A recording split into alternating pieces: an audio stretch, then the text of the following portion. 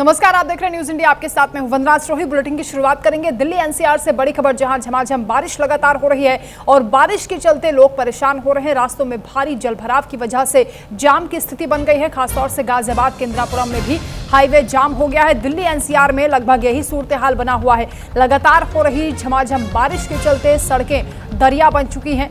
वाहनों की रफ्तार पर ब्रेक लग चुका है। आवागमन में लोगों को भारी दिक्कतें झेलनी पड़ रही हैं। गाजियाबाद के इंदिरापुरम में हाईवे पर भी जाम लग गया है। पूरे दिल्ली एनसीआर में मॉनसून लगभग एक्टिव हो चुका है और लगातार ये बारिश हो रही है, जिसके चलते जगह जगह जलभराव की स्थिति देखी जा रही है। सड़कों पर कई फुट तक पानी भरा हुआ है। वाहन रेंगते हुए नजर आ रहे हैं। कई किलोमीटर तक लंबा जाम भी देखा जा रहा है कई हिस्सों में। गाजियाबाद के इंदिरापुरम की तस्वीरें आपको दिखा रहे हैं। हाईवे पर किस तरीके से वाहनों की लंबी कतारें लगी हुई हैं। गर्मी से जरूर राहत मिली है, लेकिन जलभराव ने दिक्कतें बढ़ा दी हैं। लगातार हो रही बारिश के चलते यातायात प्रभावित हुआ है। सुबह स्कूल जाने में, दफ्तर जाने में लोगों को परेशानी हो रही है। सड़कों पर पानी भरा हुआ है। किस तरीके से दिन में ही अंधेरा जैसा छाया हुआ है। वाहन चालकों को हेडलाइट्स का भी इस्तेमाल करना पड़ रहा है। और ये तस्वीरें आपको दिखा रहे हैं किस तरीके से दूर तलक जाम की स्थिति बनी हुई है। वाहनों की लंबी कतारें लगी हैं। जरूरी काम के लिए लोग निकल रहे हैं, लेकिन जाम का उन्हें सामना करना पड़ रहा है। दिल्ली एनसीआर में लगातार हो रही मूसलाधार बारिश के चलते ये हालात बने हुए हैं।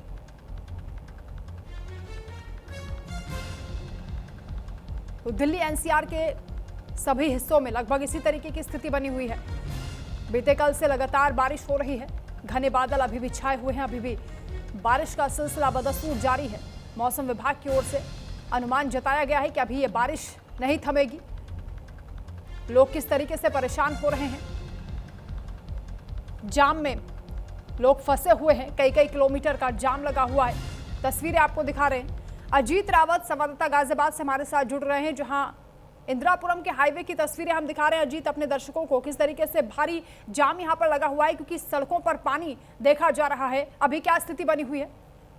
देखिए, बिल्कुल आपको बताऊंगा। इस देर रात से ही मूसलाधार बारिश जो है दिल्ली की राजधानी के करीब सटे गाजियाबाद की स्थिति में आपको दिखाने जा रहा हूं। गाजियाबाद का ये इंदिरापुरम का इलाका है। तस्वीरों में आप दिखाने का प्रयास करूंगा। ये स्कूली बस भी जब सुबह जिला प्रशासन डीएम जिला अधिकारी का जब आदेश आया तो उसके बाद छुट्टी का ऐलान किया गया और अवकाश के बाद अपने अपने घरों की तरफ जब बच्चों को ले जाया जा रहा था, तो यहाँ गाजियाबाद नगर निगम का सीवर लाइन का जो कार्य है वो किया जा रहा है। जिसके बाद उस बीच में सड़क पर हाई राइज सोसाइटी आप देख सकते हैं, ऊपर की लंबी लंबी ऊंची ऊंची इमारतें जो है ये आपको दिखाई दे रही होगी। और इसके ठीक नीचे आपको इंदिरापुरम का ये रिहायशी इलाका माना जाता है, जो दिल्ली से सटे गाजियाबाद की तस्वीरें आपको दिखाने का प्रयास कर रहा हूं। बारिश इस कदर है कि अब वहां की स्थिति आप देखिए तस्वीरों के सामने की।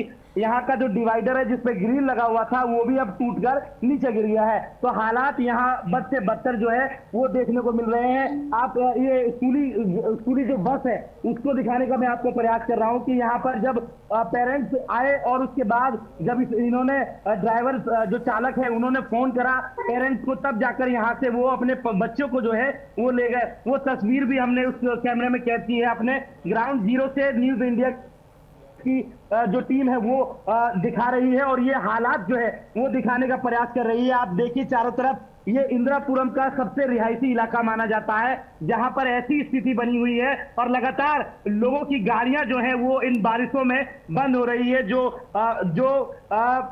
जो बाइक है, जो स्कूटी है, जो गाड़ियां हैं, उनकी गाड़ियां भी आप बंद हो रही है। देखिए, आप मेरी तस्वीरें आप देख सकते हैं किस तरीके से मैं अभी जमीनी पे हूं, मगर थोड़ा सा आगे जाते ही नीचे डूब जाऊंगा, क्योंकि यहाँ गाजियाबाद नगर निगम का कार्य जो है वो लगातार किया जा रहा था। इस कारण यहाँ पूरे इंदिरापुरम को इन्होंने गड्ढा कर दिया है और गड्ढा मुक्त करने के लिए क्या इन्होंने विकास किया है ये तस्वीरें आपको दिखा रहा हूं। और इनकी लापरवाही की वजह से जो स्कूली बच्चे हैं, ये आप देख सकते हैं, बस था और बस के अंदर जो है वो बच्चे सवार थे। यहाँ इनकी सुरक्षा को देखते हुए सुबह से जो मूसलाधार बारिश लगातार रुक नहीं रही है, उसके कारण लगातार यहाँ जो स्थिति बनी हुई है वो बद से बदतर नजर आ रहे हैं। आसपास के जो आप छोटी छोटी इमारतें देख सकते हैं, 4-4, 5-5 मंजिल के जो इमारत है, इनके जो बेसमेंट है उसमें भी पानी जो है वो पूरी तरीके से भर चुका है। लोगों को अब समझ नहीं आ रहा है कि आखिरकार किस तरीके से ये सिचुएशन जो है उसको ठीक किया जाए, उसको सामान्य किया जाए। बिल्कुल अजीत, आप बता रहे हैं कि यहाँ जगह जगह पर गड्ढे हैं, आप खुद को भी सेफ रखिए, थोड़ा डिवाइडर की तरफ जाइए, लोगों से भी बातचीत करने का प्रयास करें। उनके पेरेंट्स जो है वो आए हुए हैं अपने बच्चों को ले जाने के लिए।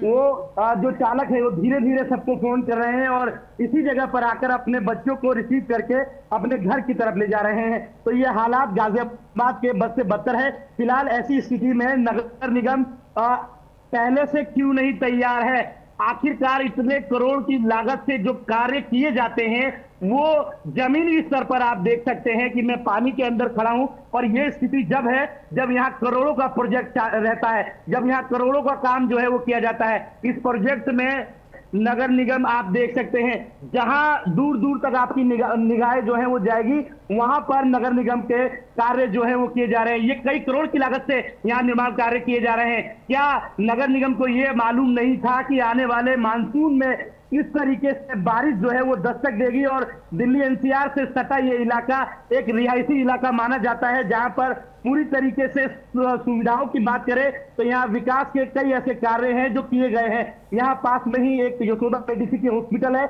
जहां पर चारों तरफ पानी जो है वहां जमा हुआ है, वहां पानी जल भराव है। इसके बाद ये स्थिति, उससे कुछ दूरी पर ये स्थिति देखिए, यहाँ सड़कें बिल्कुल नहीं दिख रही है, सड़कें पहिए तक डूब गए हैं। आप देखिए किस तरीके से आधा पहिया जो है वो लोगों का डूब गया है। लोगों को ये भी डर है और चिंता सता रहा है कि कहीं ना कहीं हमारी गाड़ी जो है वो बंद ना हो जाए। तो इस डर से भी लोगों का जो वाहन की रफ्तार है उसमें भी धीरे धीरे रेंग रेंग कर जो वाहन है वो चल रहे हैं। तस्वीरें देखिए, ये तस्वीरें चारों तरफ का है, जहां पर आप दूर दूर देखेंगे तो यहाँ ये देखिए, ये निकलने का प्रयास कर रहे हैं।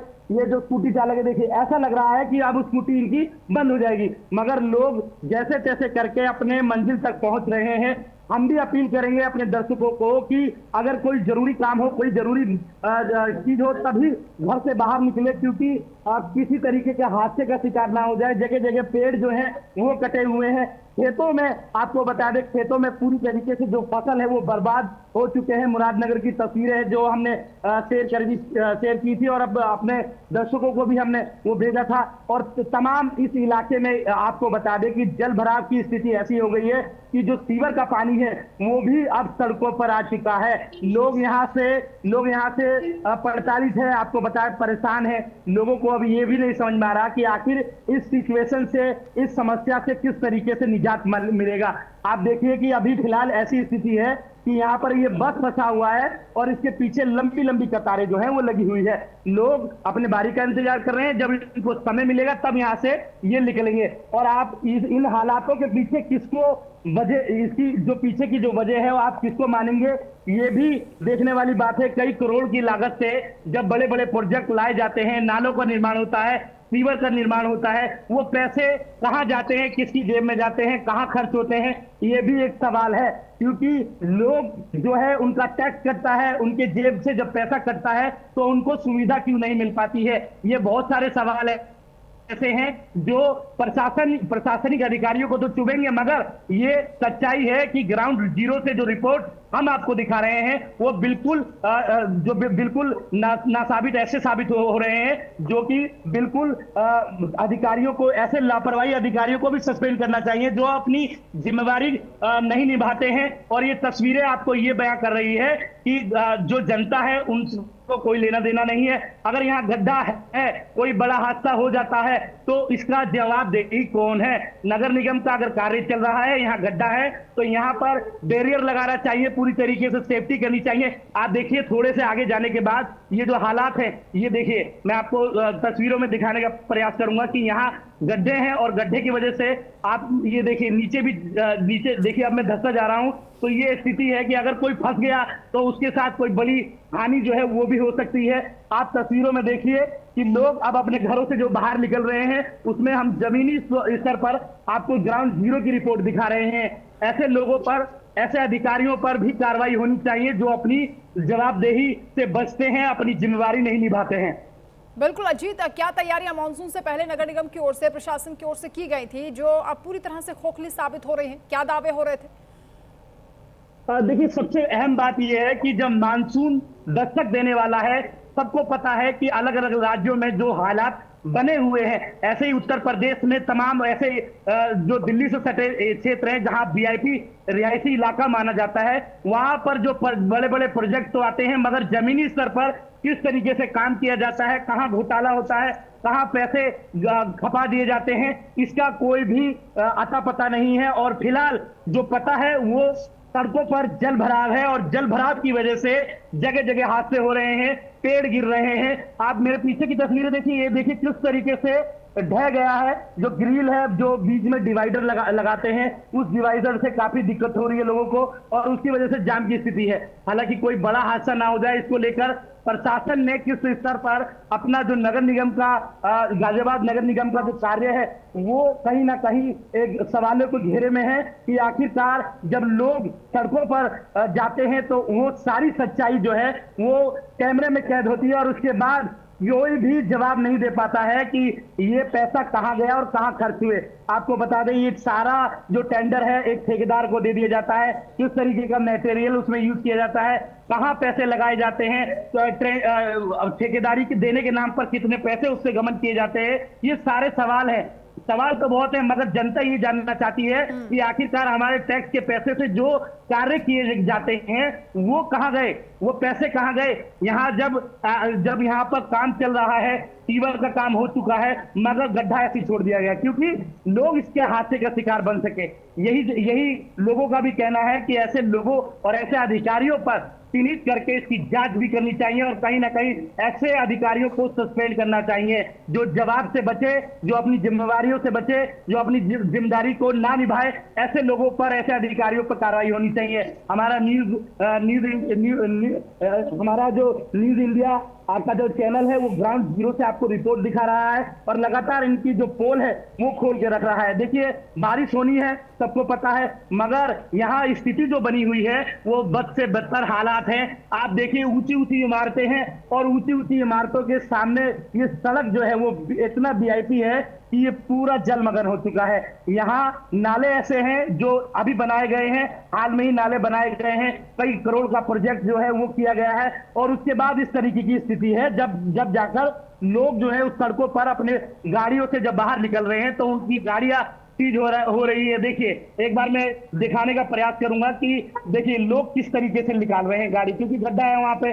जो बड़ी गाड़ियां हैं वो आसानी से तो निकल रही है, मगर धीरे धीरे निकल रही है, गाड़ियों पर ब्रेक लग रहा है। लोग अपने घरों से जब बाहर निकल रहे हैं तो अब ये सोच के निकल रहे हैं कि कहीं किसी हादसे का शिकार ना हो जाए, किसी चीज में हम ना दब जाए। तो एक बड़ी बात है कि आखिरकार इतने सारा पैसा जाता कहाँ है, कहाँ लगता है। जब ये नाली बनकर तैयार हुआ, निर्माण कार्य हुआ, तो नालियों में जो पैसा लगाया गया वो पैसा कहां गया। वो पानी जो है निकालने के लिए नालियों का निर्माण किया गया था कि किसी तरीके से जब मानसून होता है तो ऐसी स्थिति से बचने के लिए लोग जो है वो वहां देख सके कि यहाँ में कोई सुविधा अगर मिली है। अगर जल भराव हो रहा है तो जल भराव की स्थिति जब पैदा होती है जब नाली जाम हो जाता है। नाली किस तरीके से बनाई गई होगी जो इतना सारा पानी जो है वो सड़कों पर बना हुआ है।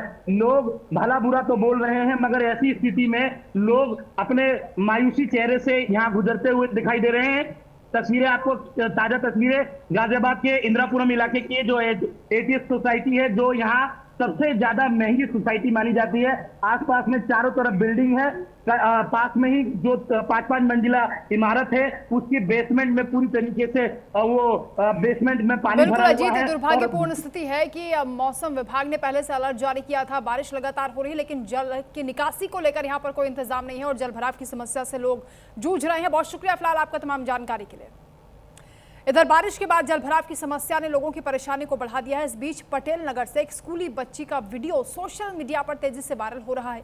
इस वीडियो में मासूम अंबिका भावुक होकर डीएम अंकल और नगर निगम से जलभराव की समस्या को दूर करने की अपील करती हुई दिखाई दी। बच्ची की मासूमियत भरी गुहार ने लोगों का ध्यान अपनी ओर खींचा है। स्थानीय लोगों का यह कहना है कि बारिश के बाद इलाके में पानी भरने से बच्चों और आम लोगों को काफी परेशानियां उठानी पड़ रही हैं। अब देखना यह होगा कि प्रशासन क्या इस भावुक अपील पर अमल करता है, कोई कदम उठाता है, क्या इस बच्चे की सुनवाई होती है। तो डीएम अंकल से फरियाद लगाती हुई ये नन्ही बच्ची दिखाई दी। सोशल मीडिया पर ये वीडियो तेजी से वायरल हो रहा है। ये कहा जा रहा है कि आज बारिश लगातार होने के चलते डीएम ने आदेश भी जारी किए स्कूल बंद करने के, लेकिन तब तक देर हो चुकी थी। आदेश देरी से आया तो कई स्कूलों में बच्चे पहुंच भी गए थे। उसके बाद अभिभावक उन्हें लेने के लिए पहुंचे तो काफ़ी परेशानियां बच्चों को भी हो रही हैं, अभिभावकों को भी हो रही हैं, और जो लोग रोज़ाना दफ्तर की तरफ जा रहे हैं वो भी इन समस्याओं से दो चार हो रहे हैं।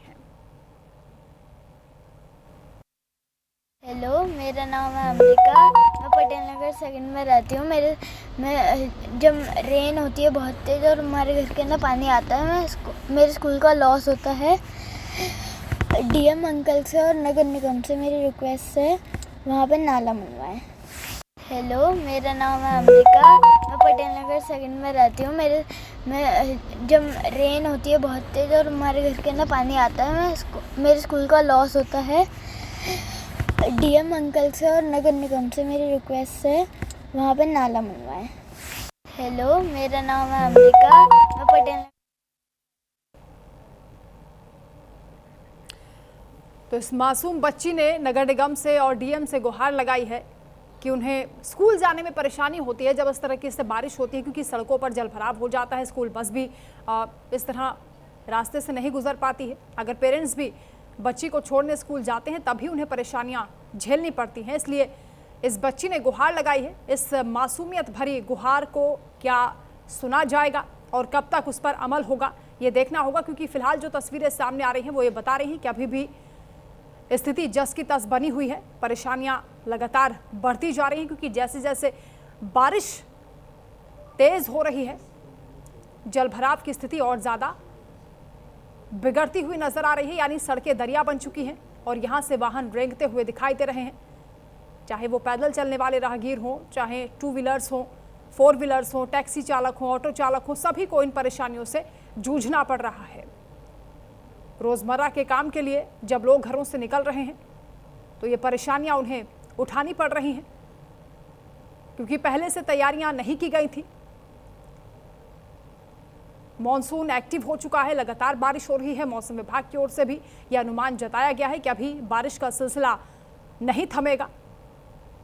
घने बादल छाए हुए हैं, लगातार बारिश हो रही है और इसके चलते जो परिस्थितियां बनी हैं उससे लोगों की मुश्किलें बढ़ चुकी हैं। छोटे छोटे बच्चे भी अब फरियाद लगा रहे हैं, गुहार लगा रहे हैं कि स्कूल जाने में उन्हें दिक्कतें हो रही हैं। आज डीएम की ओर से गाजियाबाद में आदेश भी आया कि स्कूल बंद कर दिए जाएं, लेकिन उससे पहले ही स्कूल बसेस बच्चों को लेकर रवाना हो चुकी थी। कई स्कूलों में बच्चे पहुंच भी गए थे। यानी ये आदेश भी देरी से आया, जिसकी वजह से परेशानी पेरेंट्स को भी उठानी पड़ी, टीचर्स को भी परेशानी हुई।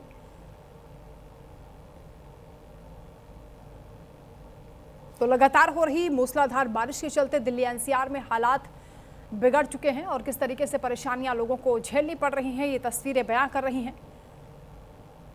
झमाझम हो रही बारिश के चलते जगह जगह पर जलभराव हो चुका है, जिसकी वजह से ट्रैफिक जाम की समस्या इस वक्त नज़र आ रही है। चाहे हाईवे हो या जो रोज़ाना की आम सड़कें हैं, वहाँ पर भी इसी तरीके से दिक्कतें लोग झेल रहे हैं। रेनकोट पहनकर, छाता लेकर भी लोग निकल रहे हैं, लेकिन उसके बावजूद ये दिक्कतें उन्हें झेलनी पड़ रही हैं, क्योंकि सड़कों पर कई फुट तक पानी भरा हुआ है।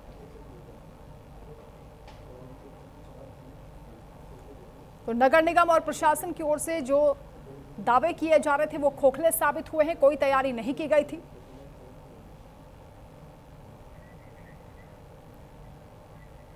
और बात करें आगरा की, तो यहां भी बारिश के बाद जलभराव की स्थिति बनी हुई है। हालात बेहद खराब हैं। कई इलाकों में घुटनों तक पानी भर गया है। यातायात इससे प्रभावित हुआ है। जनजीवन अस्त व्यस्त है।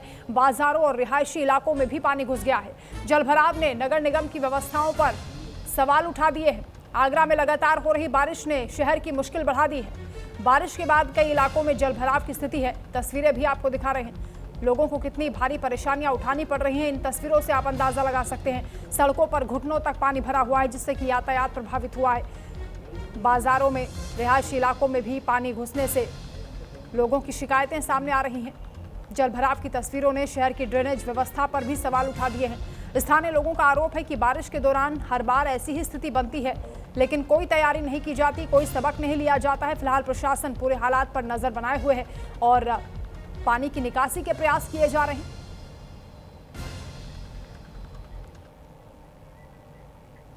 वहीं दिल्ली में भी भारी बारिश हुई है और यमुना का जलस्तर इससे बढ़ गया है। गाजियाबाद में बारिश के चलते आज स्कूल बंद है। यानी दिल्ली एनसीआर की जो स्थिति है वो हम आपको बता रहे हैं। जलभराव और मौसम को देखते हुए प्रशासन भी अलर्ट पर है। दिल्ली एनसीआर में बारिश का असर लगातार देखने को मिल रहा है। जनजीवन प्रभावित हुआ है। दिल्ली में हुई भारी बारिश के बाद यमुना का जलस्तर भी बढ़ चुका है, जिससे प्रशासन सतर्क हो गया है। तो वहीं गाजियाबाद में लगातार हो रही बारिश और जलभराव की स्थिति को देखते हुए आज सभी स्कूलों को बंद करने का फैसला लिया गया। प्रशासन ने छात्रों की सुरक्षा को ध्यान में रखते हुए कदम उठाया है। मौसम की स्थिति पर भी लगातार निगरानी रखी जा रही है। लोगों से भी सतर्क रहने की अपील की गई है। तो यमुना का जलस्तर बढ़ चुका है लगातार हो रही बारिश के चलते। कपिल मेहरा संवाददाता गाजियाबाद से हमारे साथ जुड़ रहे हैं। कपिल, अभी गाजियाबाद में क्या सूरत हाल है? क्योंकि जब जब बारिश होती है सड़कों पर जलभराव की स्थिति बनती है। कुछ देर पहले अजीत भी इंदिरापुरम से तस्वीरें दिखा रहे थे, वहां पर भी समस्या जाम की बनी हुई है। जी बिल्कुल, बता दूं, एक मशहूर शायर ने शेर कहा था कि हर शाख पे उल्लू बैठा है, अंजामे गुलिस्ता क्या होगा जब बर्बाद गुलिस्ता करने को एक उल्लू काफी था। हर साल मानसून के महीने में यही स्थिति गाजियाबाद की देखने को मिलती है। नगर निगम दावे तो बहुत करता है कि नालों की सफाई कर दी है, पला नाले बनाने में 20 करोड़ खर्च आया, नालों को चौड़ा करने के 10 करोड़ रुपए खर्च आया, 2 करोड़ रुपए का नया नाला बन रहा है, इसमें जल समस्या नहीं होनी चाहिए। अभी एक तस्वीर दिखाता हूँ, ये अंडरपास है जो शहर को विजयनगर क्षेत्र लाइन पार क्षेत्र से कनेक्ट करता है। ये अंडरपास लगभग 30 से 32 साल पहले बना था, लेकिन इसकी स्थिति आज भी दर्दनीय है, क्योंकि जैसे ही कोई बारिश होती है और ये लगातार भरना शुरू होता है। मैं दिखाना चाहूंगा, नीचे पानी लगातार अंडरपास के अंदर जा रहा है और लगभग इस बार 18 फीट के आसपास पानी भर चुका है। इसकी पूरी अगर हाइट की बात करते हैं तो 26-27 फीट का ये अंडरपास है। आप देख सकते हैं सामने, या लगभग आधा इसके अंदर पानी भर चुका है। पूरा ट्रैफिक विजयनगर क्षेत्र से भी रोक दिया गया है और शहर की तरफ से भी रोक दिया गया है। आप एक चीज दिखाता हूं आपको, यहाँ पर बिजली कर्मचारी खड़े हुए हैं, क्योंकि ये हाई टेंशन पोल लगा हुआ है। इस पोल के अंदर करंट आ रहा है, जिसकी वजह से यहाँ कुछ स्थानीय लोगों ने ये प्लास्टिक की कैरेट लगा दी, कोई इसका शिकार ना हो। अब बिजली काटी गई है, बिजली विभाग के कर्मचारी आए हैं और इसको ठीक करने की कोशिश कर रहे हैं। सबसे बड़ी बात है, जब नगर निगम अधिकारियों को पता है कि मानसून में गाजत की स्थिति दर्द से दर्दनीय हो जाती है, तो आखिरकार मानसून के समय ही क्यों नालों की सफाई शुरू होती है? क्यों नए नए प्रस्ताव आते हैं कि नए नाले बनाए जाएंगे, सड़क हटाकर उनको सीमेंटेड करा जाएगा, नाले गहरे करे जाएंगे, सिल्ट हटाई जाएगी। अभी गाजियाबाद के अंदर लगातार नालों की सफाई जो कल से शुरू हुई है, क्योंकि 24 घंटे से गाजियाबाद के अंदर बारिश की स्थिति है बहुत ज्यादा खराब कर दी है। मौसम विभाग ने 7 तारीख से लेकर 10 तारीख तक गाजियाबाद में येलो अलर्ट लागू करा है। कहीं बिजली गिरने का, तेज बारिश का, लेकिन जिस प्रकार से कल रात से बारिश लगातार बढ़ी है, उसमें गाजियाबाद की स्थिति खराब कर दी है। जिला अस्पताल के अंदर जर्जर इमारत है, जिसका प्लास्टर नीचे गिरना शुरू हो गया। शहर के अंदर कुछ ऐसे पुराने स्थान है जिनके छज्जे गिरने शुरू हो चुके हैं, क्योंकि बारिश जो है ये तेज बारिश नहीं है, ये मतलब ये वो बारिश है जिससे खतरा होता है पुरानी इमारतों को, जिससे धीरे धीरे पानी भरता है। नगर जो नाले ओवरफ्लो हो जाते हैं, पुरानी कॉलोनी में पानी भर जाता है। अभी लगातार आप देख सकते हैं यहाँ से पानी आ रहा है, ये प्रेम नगर क्षेत्र है, सारा पानी अंडरपास में जमा हो रहा है। और उसके बाद यहाँ की बहुत गंदी हो चुकी है, सड़क की गाड़ी तो सामने घूम रही है, लेकिन स्थिति से बदतर हो गई है। चाहे विजय नगर हो, कविनगर हो, कौशेलिया, राजनगर हो, शास्त्री नगर हो, आरटीसी हो, पूरा शहर जलमग्न हो चुका है। लेकिन फिर भी गाजियाबाद को जो नगर निगम के अधिकारी इनके कान पे कहीं चू नहीं देख रही है। लेकिन एक खास हैरानी वाली बात जो देखने को आई है, जहाँ पर पूरा शहर जलमग्न हो गया, वही नगर आई गाजियाबाद के बगले के बाहर अभी भी 2 गाड़ियां लगी हुई है। साहब के घर के बाहर कोई भी जलभराव ना हो। बिल्कुल कपिल, मौसम विभाग की ओर से क्या अलर्ट है?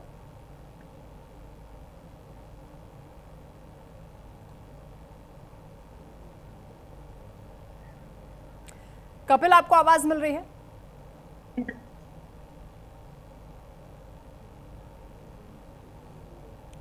मौसम विभाग की अगर बात करते हैं तो मौसम विभाग ने 3 दिन का येलो अलर्ट जारी करा है गाजियाबाद के अंदर। ये आप देख सकते हैं, लगातार बारिश पड़ रही है, कोई दुर्घटना ना हो जाए इसके लिए जिलाधिकारी गाजियाबाद के छात्र स्कूलों को अभी बच्चा चलाना है। आदेश तो आज का है, लेकिन जिस प्रकार से मौसम बिगड़ा हुआ है, मौसम खराब बताई जाए, शायद आदेश बढ़ सकता है। गाजियाबाद से वायरल हो रहा है, डीएम से बुखार लगी कि तक पानी पहुंच गया है। तो स्थिति जो है कि क्या आने वाले समय में कुछ घंटों में सांसद बदली अभी कह सकते से अचानक दिनों का लगातार गर्मी चल रही थी, अचानक बारिश शुरू हुई है। कुछ बारिश की स्थिति गाजियाबाद की बिगाड़ की आपके सामने देखने वाली है। बिल्कुल कपिल, क्योंकि बारिश लगातार हो रही, कुछ लोग बचाव के लिए छाते का इस्तेमाल कर रहे हैं और यहाँ से शेड्स में भी कुछ लोग नजर आ रहे हैं जो इस बारिश के चलते खुद को बचा रहे हैं। उनसे बातचीत करने की कोशिश भी करें, कितनी परेशानी हो रही है और नगर निगम को लेकर उनकी क्या राय है।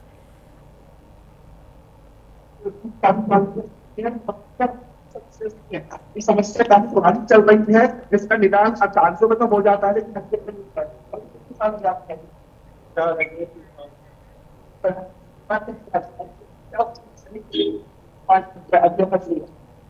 मैंने बारिश के बाद पानी की निकासी में पानी आपका पाइपलाइन है, पानी की निकासी नहीं हो पाती, पानी की निकासी होती है, पानी पड़ता है निकासी होने के कारण। तो जैसे पानी पड़ गया तो उसके लिए करंट आ रहा है, करंट आए जैसे हाँ वो करने के लिए बनाया जाता है।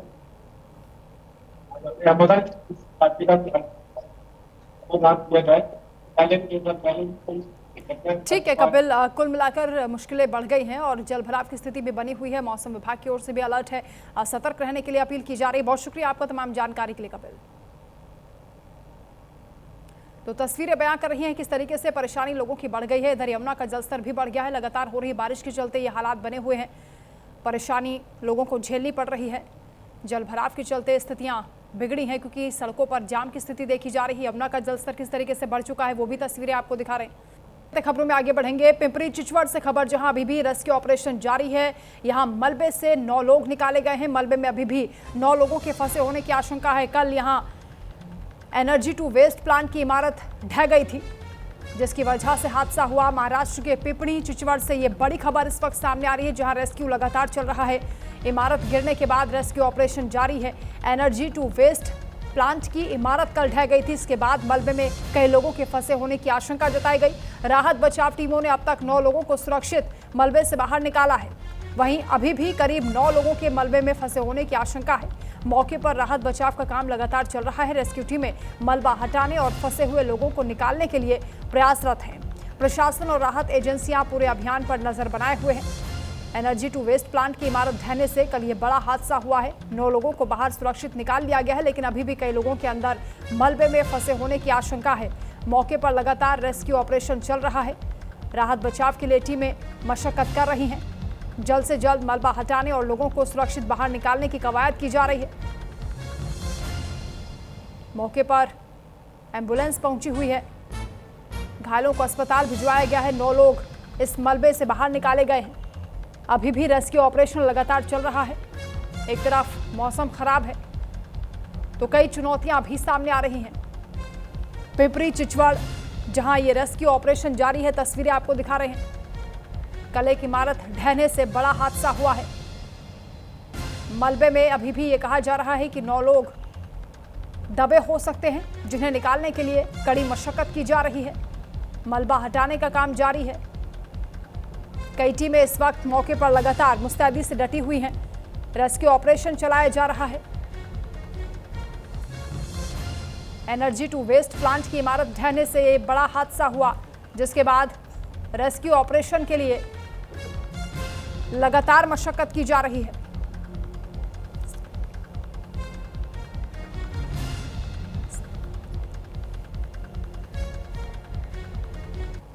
We are making our entry from the horizontal space, which have been dug manually with the help of hands and that all. And we have reached and narrowed down 2 bodies. Out of 1, we have already taken out 1 which went in front of you. Yesterday 9 persons, yesterday and early morning today, 9 persons were taken out alive. And before that 4 persons could manage to escape when the building started to collapse and that all. What kind of hardship are you facing? Challenges are you getting? Challenges, the building is highly unstable. The first and foremost challenge is the building can collapse in which my rescuers can be caught. So that is the greatest challenge, because building is highly unstable. A lot of load is there. To find out the structural stability of the building, we are trying best which way we can enter so that further collapse doesn't happen. Whoever are trapped inside, they don't get further suppressed, further burdened by the lot of rocks and lot of concrete material. So that's the challenge, greatest challenge we are facing. And the entry part, the void part is very difficult because the building has tilted in a 45-degree angle. So the canteen was at the last corner. So the space to maneuver inside is you can go in only crawling, and lot of मतलब concrete is there inside, rocks are there which cannot be removed from the machine. I had earlier told, because it will create vibration and it can collapse further. So we are removing manually. It will take time, but certainly we'll do our best. So, is there numbers like how many you are suspecting that can be there? Because you said there is no sign of life. There, as of now, we are not getting. We have applied but we can hope for. I mean, I cannot give a clear-cut answer on that. I mean, we have applied a life detector. We have used a dog and that all. Up till now, no audible signs are there. Both, I mean, dogs has applied his sensory and that tracking pass, and LD. I mean, we are using life detector. Acoustic sensors are there. So nothing has come out till yet. But we are trying to locate them. One more body has been sighted. It will take time, another half an hour to 2 hours, but we'll take it out. Around 3 body has been traced. मैं इस बारे में अटकलें नहीं लगा सकता. मैं यही कह रहा था, मैं होप करता हूं कि वो अलाइव हों और हमारी पूरी कोशिश है. हालात वहां जाके पता लगेंगे. अंदर के हालात क्या है? अंदर के हालात, पूरी बिल्डिंग कोलैप्स हो रखी है, पूरे मलबे से दबी हुई है. एंड बॉडीज हमने ट्रेस करी हैं, 3 के करीब कर ली, जिसमें से 1 निकाली है. एक को और थोड़ा टाइम लगेगा क्योंकि जो मलबा है हम मैनुअली निकालेंगे. अगर हम मशीन लगा के निकालेंगे वाइब्रेशन हो जाएगा, जिससे कि फर्दर कोलैप्स हो सकते हैं बीम्स. बाकी जो लोग हैं उनकी क्या कंडीशन है? कुछ कॉन्टैक्ट एस्टैब्लिश है? सबसे कॉन्टैक्ट तो नहीं स्टैब्लिश हो पा रहा है. पहले ही मैंने बताया, ये कल से ऑपरेशन चल रहा है, तो 4 लोग तो पहले ही निकल गए थे. 9 को हमने सेफली निकाला है. अभी मतलब 7 या 8 का फिगर चल रहा है. जो मिल चुके हैं. मतलब अभी भी 6 to 7 are there, probability is there. We hope they are alive. Challenge सबसे बड़ा क्या आ रहा है फिलहाल इस वक्त आपको? चैलेंजेस पूरा जो एक तो ये जो मलबा है, सेकेंडरी कोलैप्स का भी चैलेंज है, क्योंकि जरा सा वाइब्रेशन होगा, बीम्स दोबारा कोलैप्स हो सकता है, तो हमारे रेस्क्यूअर भी उसमें फंस सकते हैं. तो हम टैक्टिफुली एक एक करके दूर से ऐसे काम कर रहे हैं कि एक को भेजें, एक को निकालें. And we are doing the work from a stand off distance by applying various mechanisms. Condition क्या है अभी? संवाददाता मुरारी सिंह इस वक्त हमारे साथ लाइव जुड़ रहे हैं. मुरारी, जिस तरीके से बड़ा हादसा हुआ है वो दुखद है.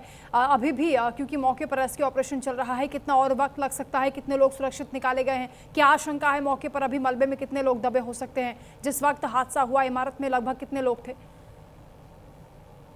देखिए, 18 से 20 लोगों की बात कही जा रही है कि मलबे के अंदर थे. 9 लोग निकाले जा चुके हैं. रात में बरसात थी, जिसकी वजह से काफी दिक्कत हो रहा था. मलबा कंक्रीट का है, जिसकी वजह से हटाने में काफी दिक्कत हो रही है. जो मशीनरी है वो सही तरीके से काम नहीं कर पा रही है. काफी जोखिम भरा ये रेस्क्यू ऑपरेशन है. अगर देखा जाए 2-4-10 सालों में तो इस तरीके की परिस्थिति नहीं बनी थी जैसी परिस्थिति पुणे के पिंपरी चिंचवड़ में इस इमारत में धसी है. जो वहां पर अधिकारी है उनका साफ तौर पर ये मानना है कि बेहद रिस्की है ये ऑपरेशन करना, क्योंकि जो दूसरा स्लैब है, जिस नीचे आखिरी के स्लैब पर जो मलबा टिका हुआ है, अगर यहाँ पर मशीन लगाते हैं, वाइब्रेशन होता है या कटाई करते हैं, तो नीचे का मलबा दब सकता है, जिसमें हम 8 से 9 लोगों की तलाश कर रहे हैं. तो एक सुरंग टाइप का कह सकते हैं कि बना करके एक एक जो है कि कर्मचारी अंदर घुस रहे हैं और एक एक लोगों को निकालने की कोशिश की जा रही है.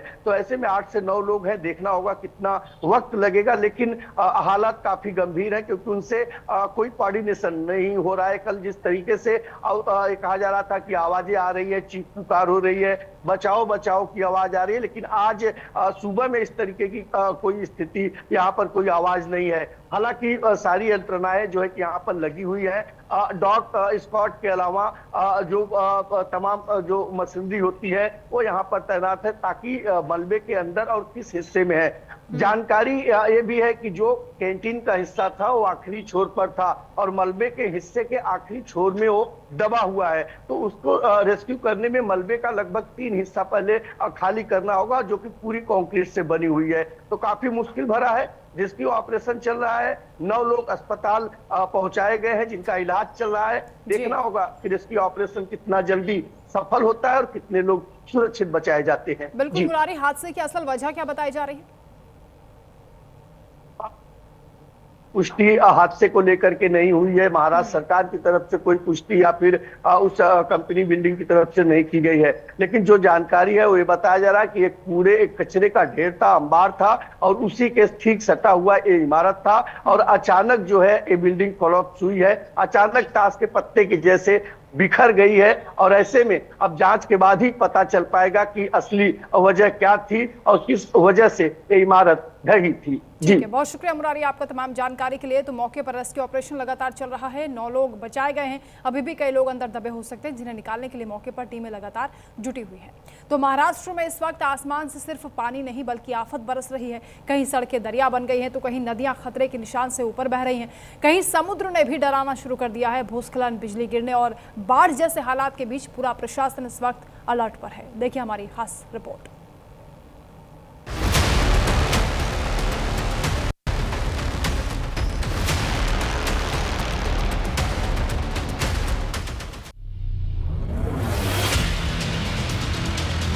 महाराष्ट्र में आसमान से आफत, बारिश का रौद्र रूप, कई जिले बेहाल,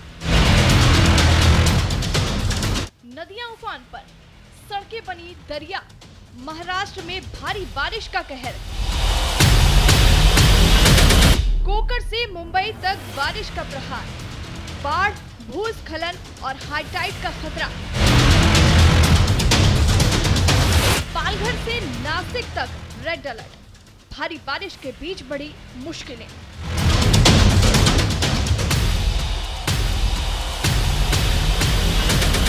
समुद्र भी दिखा रहा अपना रौद्र रूप, 5 मीटर तक ऊंची लहरों का अलर्ट।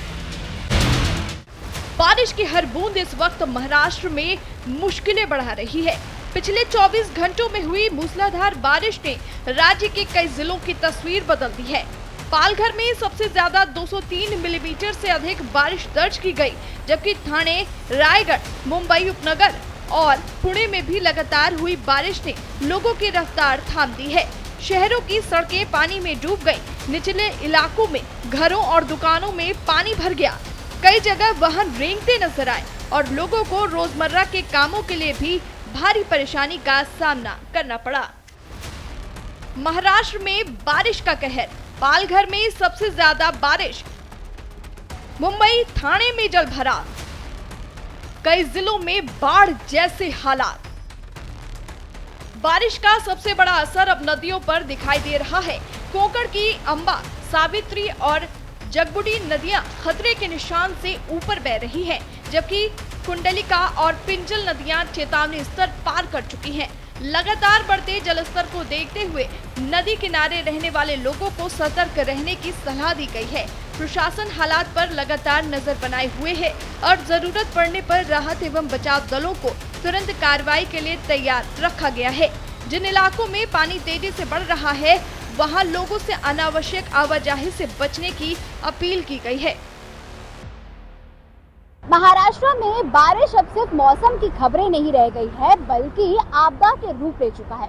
एक तरफ शहर में जल भराव तो दूसरी तरफ नदियां उफान पर हैं और पहाड़ी इलाकों में भूस्खलन की खबरें लगातार सामने आ रही हैं। ऐसे में देखा जाए तो प्रशासन से लेकर आपदा प्रबंधन की टीमें लगातार हर जिले में हालात पर अपने 24 घंटे नजर बनाए हुए। बारिश से जुड़े हादसे भी लगातार सामने आ रहे हैं। बारिश अब जान भी ले रही है। सतारा में भूस्खलन से एक व्यक्ति की मौत हो गई, जबकि नंदुरबार में आकाशीय बिजली गिरने से एक और शख्स की जान चली गई। ठाणे और मुंबई में पेड़ गिरने की घटनाओं में लोग घायल हुए हैं। पालघर में बाढ़ के पानी में बहकर 11 पशुओं की भी मौत हुई है। बारिश का खतरा सिर्फ जमीन तक सीमित नहीं है, समुद्र भी लगातार उग्र होता जा रहा है। भारतीय राष्ट्रीय महासागर सूचना सेवा केंद्र ने महाराष्ट्र के पूरे समुद्री तट के लिए रेड अलर्ट जारी किया है। अनुमान है कि समुद्र में 4.5 से 5 मीटर तक ऊंची लहरें उठ सकती हैं। रत्नागिरी, सिंधुदुर्ग, रायगढ़, मुंबई, ठाणे और पालघर के तटीय इलाकों में प्रशासन पूरी तरह सतर्क है। मछुआरों को समुद्र में नहीं जाने की सलाह दी गई है और समुद्र किनारे सभी तरह की मनोरंजक गतिविधियों पर अस्थायी रोक लगा दी गई है। मौसम विभाग की नजर अब पालघर, नासिक और पुणे के घाट क्षेत्रों पर है। इन इलाकों में लगातार हो रही भारी बारिश के कारण रेड और ऑरेंज अलर्ट जारी किया गया है। नासिक के घाट क्षेत्र में बादल फटने जैसी स्थिति बनने की आशंका जताई गई है। वहीं लोनावाला में पिछले 48 घंटों में 600 मिलीमीटर से ज्यादा बारिश रिकॉर्ड की गई है। मौसम वैज्ञानिकों का कहना है कि बारिश कराने वाली प्रणाली अब धीरे धीरे उत्तर की ओर बढ़ रही है, इसलिए बुधवार से मुंबई और आसपास के इलाकों में राहत मिलने की उम्मीद है। हालांकि पालघर और पुणे के घाट क्षेत्रों में अभी भी सतर्क रहने की जरूरत बनी रहेगी। बारिश की रफ्तार भले ही आने वाले दिनों में कुछ कम हो जाए, लेकिन फिलहाल महाराष्ट्र के सामने चुनौती अभी खत्म नहीं हुई है। नदियों का बढ़ता जल स्तर, समुद्र में ऊंची लहरें और पहाड़ी इलाकों में लगातार बारिश आने वाले कुछ घंटों को बेहद अहम बना रही है। ऐसे में प्रशासन लोगों से अपील कर रहा है कि मौसम विभाग की चेतावनियों का पालन करें, अफवाहों से बचें और बिना जरूरी काम के घर से बाहर ना निकलें, क्योंकि इस वक्त सावधानी ही सबसे बड़ा बचाव है। Bureau report, news India.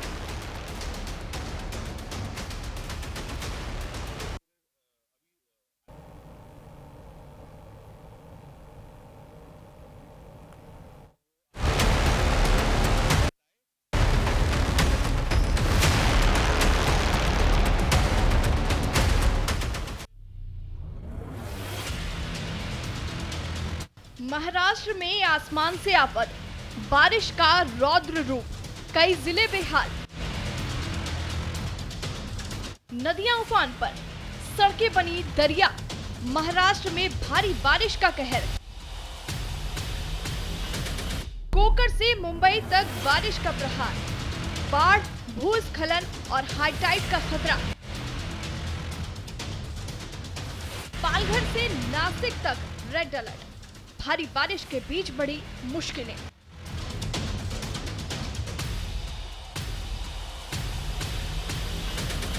समुद्र भी दिखा रहा अपना रौद्र रूप, 5 मीटर तक ऊंची लहरों का अलर्ट। बारिश की हर बूंद इस वक्त महाराष्ट्र में मुश्किलें बढ़ा रही है। पिछले 24 घंटों में हुई मूसलाधार बारिश ने राज्य के कई जिलों की तस्वीर बदल दी है। पालघर में सबसे ज्यादा 203 मिलीमीटर से अधिक बारिश दर्ज की गई, जबकि ठाणे, रायगढ़, मुंबई उपनगर और पुणे में भी लगातार हुई बारिश ने लोगों की रफ्तार थाम दी है। शहरों की सड़कें पानी में डूब गई, निचले इलाकों में घरों और दुकानों में पानी भर गया। कई जगह वाहन रेंगते नजर आए और लोगों को रोजमर्रा के कामों के लिए भी भारी परेशानी का सामना करना पड़ा। महाराष्ट्र में बारिश का कहर, पालघर में सबसे ज्यादा बारिश, मुंबई, ठाणे में जल भराव, कई जिलों में बाढ़ जैसे हालात। बारिश का सबसे बड़ा असर अब नदियों पर दिखाई दे रहा है। कोंकण की अंबा, सावित्री और जगबुडी नदियां खतरे के निशान से ऊपर बह रही हैं, जबकि कुंडलिका और पिंजल नदियां चेतावनी स्तर पार कर चुकी हैं। लगातार बढ़ते जलस्तर को देखते हुए नदी किनारे रहने वाले लोगों को सतर्क रहने की सलाह दी गई है। प्रशासन हालात पर लगातार नजर बनाए हुए है और जरूरत पड़ने पर राहत एवं बचाव दलों को तुरंत कार्रवाई के लिए तैयार रखा गया है। जिन इलाकों में पानी तेजी से बढ़ रहा है, वहां लोगों से अनावश्यक आवाजाही से बचने की अपील की गई है। महाराष्ट्र में बारिश अब सिर्फ मौसम की खबरें नहीं रह गई है, बल्कि आपदा के रूप ले चुका है। एक तरफ शहर में जल भराव तो दूसरी तरफ नदियां उफान पर हैं और पहाड़ी इलाकों में भूस्खलन की खबरें लगातार सामने आ रही हैं। ऐसे में देखा जाए तो प्रशासन से लेकर आपदा प्रबंधन की टीमें लगातार हर जिले में हालात पर अपने 24 घंटे नजर बनाए हुए। बारिश से जुड़े हादसे भी लगातार सामने आ रहे हैं। बारिश अब जान भी ले रही है। सतारा में भूस्खलन से एक व्यक्ति की मौत हो गई, जबकि नंदुरबार में आकाशीय बिजली गिरने से एक और शख्स की जान चली गई। ठाणे और मुंबई में पेड़ गिरने की घटनाओं में लोग घायल हुए हैं। पालघर में बाढ़ के पानी में बहकर 11 पशुओं की भी मौत हुई है। बारिश का खतरा सिर्फ जमीन तक सीमित नहीं है, समुद्र भी लगातार उग्र होता जा रहा है। भारतीय राष्ट्रीय महासागर सूचना सेवा केंद्र ने महाराष्ट्र के पूरे समुद्री तट के लिए रेड अलर्ट जारी किया है। अनुमान है कि समुद्र में 4.5 से 5 मीटर तक ऊंची लहरें उठ सकती हैं। रत्नागिरी, सिंधुदुर्ग, रायगढ़, मुंबई, ठाणे और पालघर के तटीय इलाकों में प्रशासन पूरी तरह सतर्क है। मछुआरों को समुद्र में नहीं जाने की सलाह दी गई है और समुद्र किनारे सभी तरह की मनोरंजक गतिविधियों पर अस्थायी रोक लगा दी गई है। मौसम विभाग की नजर अब पालघर, नासिक और पुणे के घाट क्षेत्रों पर है। इन इलाकों में लगातार हो रही भारी बारिश के कारण रेड और ऑरेंज अलर्ट जारी किया गया है। नासिक के घाट क्षेत्र में बादल फटने जैसी स्थिति बनने की आशंका जताई गई है। वहीं लोनावाला में पिछले 48 घंटों में 600 मिलीमीटर से ज्यादा बारिश रिकॉर्ड की गई है।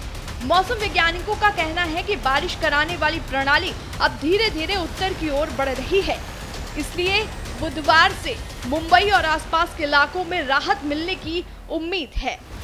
हालांकि पालघर और पुणे के घाट क्षेत्रों में अभी भी सतर्क रहने की जरूरत बनी रहेगी। बारिश की रफ्तार भले ही आने वाले दिनों में कुछ कम हो जाए, लेकिन फिलहाल महाराष्ट्र के सामने चुनौती अभी खत्म नहीं हुई है। नदियों का बढ़ता जल स्तर, समुद्र में ऊंची लहरें और पहाड़ी इलाकों में लगातार बारिश आने वाले कुछ घंटों को बेहद अहम बना रही है।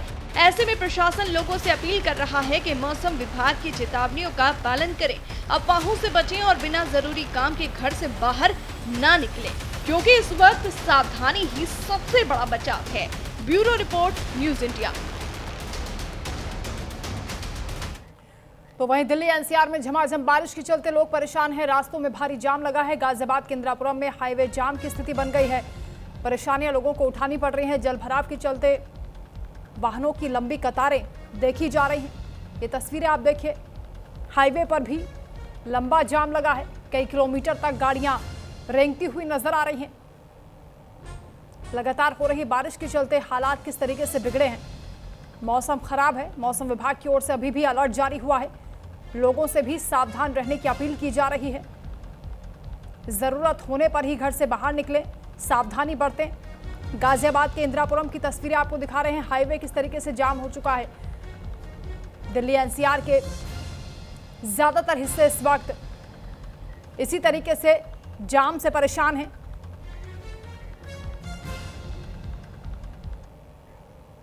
ऑस्ट्रेलिया दौरे पर हैं पीएम मोदी। मेलबर्न में क्या कुछ कह रहे हैं, सुनवाते हैं आपको।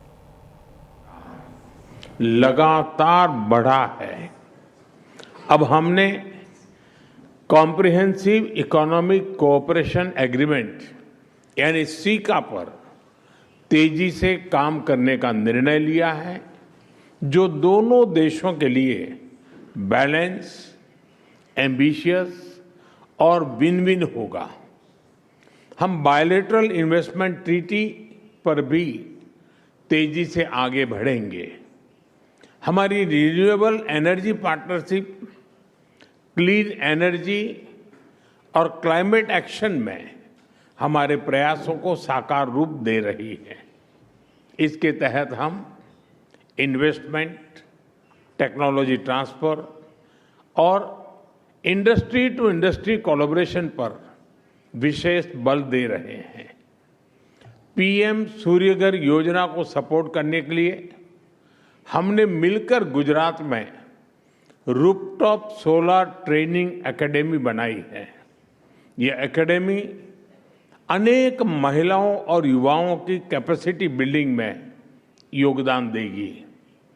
न्यूक्लियर एनर्जी के क्षेत्र में आज हमने एक महत्वपूर्ण समझौता किया है। इससे ऑस्ट्रेलिया से भारत को यूरेनियम सप्लाई का मार्ग खुलेगा और हमारे क्लीन एनर्जी के उद्देश्यों को नई ताकत मिलेगी।